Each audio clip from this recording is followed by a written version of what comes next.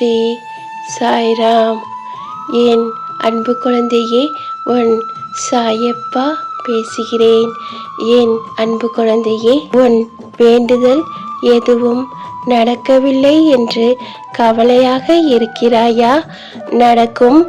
நம்பிக்கையுடன் பொறுமையுடன் இரு, தைரியமாகவும் இரு என் அன்பு தங்கமே. உனக்கு பொற்காலம் தொடங்கிவிட்டது. எனவே கவலை என்னும் திரை விலகியது. மகிழ்ச்சியான வாழ்க்கை நீ வாழப்போகிறாய் என் அன்பு செல்லமே. உன்னுடைய வாழ்க்கையில் இன்பமும் துன்பமும் கலந்தே இருக்கும். அதை நீ எப்படி கையாளுகிறாய் என்பதில்தான் உன் வாழ்க்கை அடங்கியிருக்கிறது என் அன்பு தங்கமே. எது வந்தாலும் எல்லாம் நன்மைக்கே என்று கடந்து செல். உனக்கு துணையாக நான் இருக்கிறேன் என் அன்பு செல்லமே. என் மீது உனக்கு இருக்கும் நம்பிக்கை பொறுமை உனக்கு கூடிக்கொண்டே போகின்றது என் அன்பு தங்கமே. சில விஷயங்கள் உனக்கு கிடைக்க தாமதமானால் உன்னுடைய பொறுமை அதிகரித்து உள்ளது.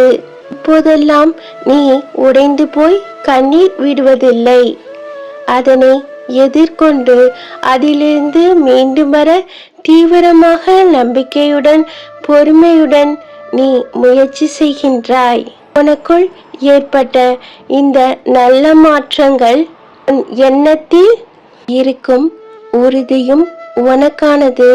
நிச்சயம் உன்னிடம் கொண்டு வந்து சேர்க்கும். உன் நல்ல நோக்கமும் லட்சியமும் நிச்சயம் வெற்றி பெறும் என் அன்பு செல்லமே.